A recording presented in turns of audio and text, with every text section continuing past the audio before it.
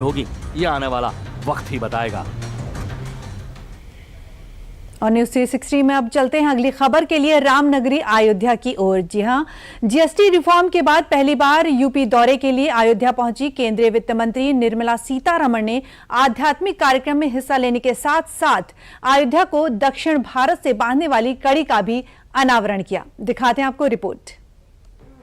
दिवाली से पहले देश की जनता को महंगाई के वार से बचाने के लिए जीएसटी रिफॉर्म की बहार देने के बाद केंद्रीय वित्त मंत्री निर्मला सीतारमण पहली बार यूपी के 2 दिवसीय दौरे पर बुधवार को रामनगरी अयोध्या पहुंची। दिवाली से पहले अयोध्या में होने वाले भव्य दीपोत्सव के आयोजन से पहले रामनगरी की दिव्यता और भव्यता को बढ़ाने की तरफ कदम बढ़ाया। वित्त मंत्री टेढ़ी बाजार स्थित बृहस्पति कुंड में आयोजित एक विशेष सांस्कृतिक आयोजन में शामिल हुई।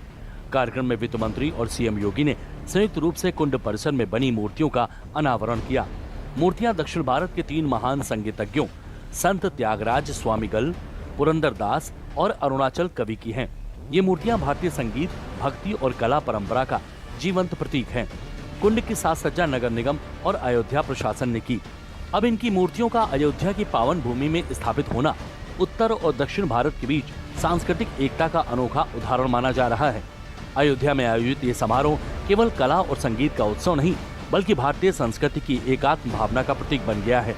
अयोध्या में हुए कार्यक्रम में शामिल होने के लिए सीएम योगी भी बुधवार को रामनगरी पहुंचे।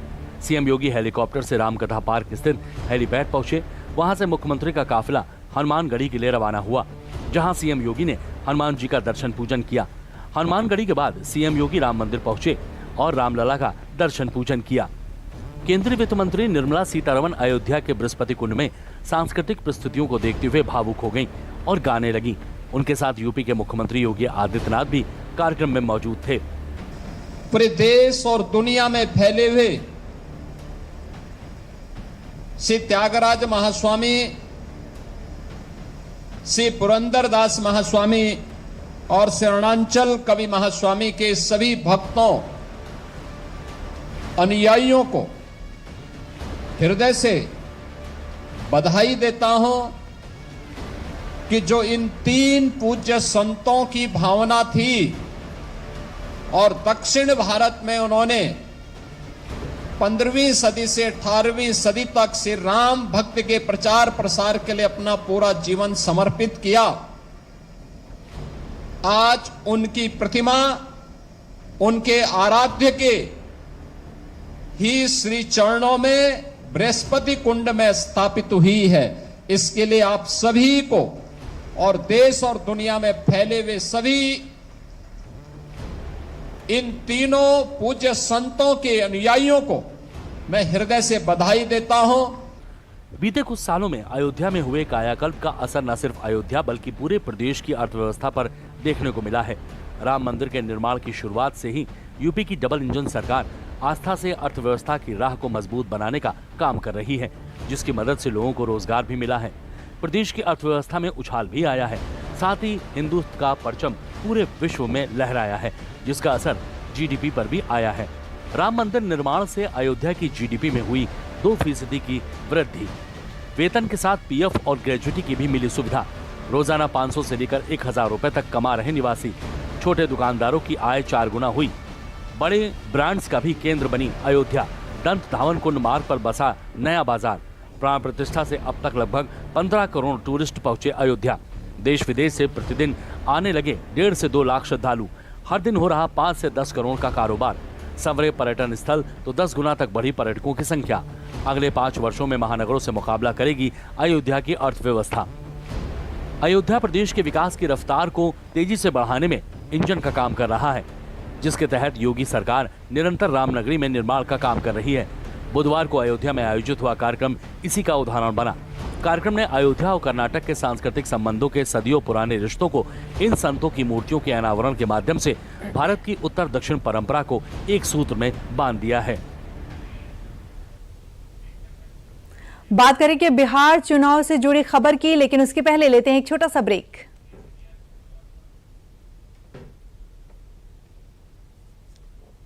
कब तक आप ऐसे फ्यूचर का टेंशन लेकर चलते रहेंगे? LIC के न्यू पेंशन प्लस के साथ अपनी पेंशन का प्लान बनाइए, क्योंकि ये प्लान आपके फ्यूचर के लिए मार्केट लिंक्ड वेल्थ क्रिएट करता है। और तो और इस प्लान में गारंटीड एडिशंस के साथ पेंशन पाने के कई ऑप्शंस भी हैं, so that you grow young and tension free. LIC, हर पल आपके साथ।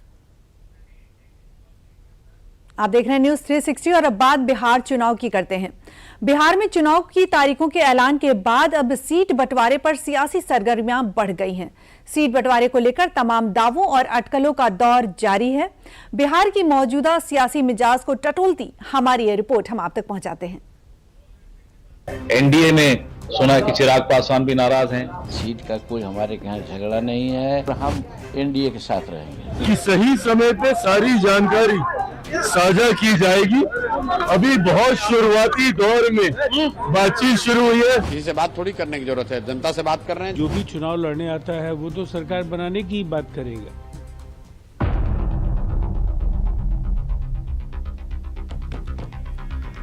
बिहार में चुनावी रणभेरी बजते ही कहीं वर्चस्व तो कहीं अस्तित्व की लड़ाई का आगाज हो गया है। सियासी गलियारों में सीट बंटवारे को लेकर चल रही सुगबुगाहट अब शोर में तब्दील हो गई है, क्योंकि यही मौका है। अगर यहाँ चूके तो फिर 5 साल का लंबा इंतजार। लिहाजा सीटों को लेकर स्वर मुखर हो गए हैं। सियासी बिसात पर पासे फेंके जा रहे हैं। कोई अपना अस्तित्व बताना चाहता है तो कोई अपने कुनबे का विस्तार करने में लगा है। नेगोशिएशन की कोशिशें जोर पकड़ रही हैं, तो अटकलों का बाजार भी गर्म हो रहा है। स्मूथ है, बहुत अच्छी तरह हमारी चर्चा चल रही है। एनडीए में सुना कि चिराग पासवान भी नाराज हैं सीटों को लेकर। वहां कुछ चल रहा है, मुझे लगता है वहां हम सबको नजर रखनी चाहिए। हमारे यहाँ बहुत सुचारू रूप से काम चल रहा है। कांग्रेस एनडीए में ही घमासान के आरोप लगा रही है। महागठबंधन ये आरोप लगा रही है कि एनडीए में सब कुछ ठीक ठाक नहीं है। चिराग पासवान नाराज चल रहे हैं। जीतन राम मांझी की नाराजगी को लेकर भी अटकलें लगाई जा रही हैं। लेकिन दिलचस्प बात यह है कि इन दोनों नेताओं ने ही ऐसी किसी भी अटकलों को खारिज कर दिया है। जीतन राम मांझी ने तो साफ कर दिया है कि वो किसी भी हालत में एनडीए के साथ ही रहेंगे। तो मुझे लगता है सूत्रों के माध्यम से आप सबके पास है ही, क्योंकि मैं तो हर रोज देखता हूँ कि आज चिराग नाराज है तो आज चिराग खुश है। आज चिराग ने इतनी सीटों की मांग की, आज चिराग ने इतनी सीटों की मांग की। एक बात मैं स्पष्ट तौर से कह दूं कि बातचीत अच्छे तरीके से, और मैं मानता हूं कि सही समय पर सही फैसला ले लिया जाएगा। अभी आपके पार्टनर को मैंने बोल दिया है कि सीट का कोई हमारे यहाँ झगड़ा नहीं है। हम मान्यता प्राप्त होने लायक सीट मांग रहे हैं कि इतना सीट मिले जिससे कि मान्यता प्राप्त हमारी हो जाए बिहार विधानसभा में। और ये अपेक्षा इसलिए है कि हम कोई प्रधान मुख्यमंत्री डिप्टी चीफ मिनिस्टर नहीं बनना चाहते हैं। हम अपने पार्टी को रिकॉग्नाइज कराना चाहते हैं। यही मेन डिमांड है। अगर सर नहीं मिलती है किसी सीट को तो पार्टी के साथ हम रहेंगे। हम एक पार्टी पे एक सीट पर भी चुनाव नहीं लड़ेंगे और हम एनडीए के साथ रहेंगे। सभी बड़े नेता मिल बैठ करके जो भी समस्या है उसका हल निकाल लेंगे। पहले भी हल निकालते रहे, आज भी हल निकल जाएगा। कोई परेशानी और कोई दिक्कत नहीं। थोड़े नाराज बताए जा रहे हैं। दिल्ली में भी कई दौर की बैठक हो चुकी है। नहीं, अपना पक्ष रखते हैं तो लोगों को लगता है नाराजगी है। हर आदमी अपना पक्ष रखता है, हर पार्टी अपना पक्ष रखता है, रखना भी चाहिए। लेकिन ये सब बड़े नेता बैठ के मिल के सब हल निकाल लेंगे। बिहार के विपक्षी महागठबंधन में भी सीट शेयरिंग के फॉर्मूले पर पेच फंसा हुआ है। चाहे मुकेश साहनी हो या लेफ्ट, दावा किया जा रहा है कि सभी महागठबंधन से नाराज चल रहे हैं। कांग्रेस पहले से ही इस बार अपना दमखम दिखा रही है। यही वजह है कि एनडीए के नेता महागठबंधन को अपना समीकरण दुरुस्त करने के लिए तंज कस रहे हैं। इंडी गठबंधन के नेता डिप्रेशन में चले गए और उनका टायर पंचर हो चुका है। जनता ने इंडी गठबंधन, कांग्रेस और राष्ट्रीय जनता दल को नकार दिया है। बिल्कुल एनडीए में कहीं कोई समस्या नहीं है। हर कुछ तय है और समय आने पर सब कुछ मीडिया के सामने, जनता के सामने आ जाएगा। उसकी कोई चिंता नहीं है। चिंता है इंडिया गठबंधन का। वहां पूछिए सीट शेयरिंग, वहां पूछिए कि दूल्हा कौन है, वहां तो दूल्हे का पता नहीं है।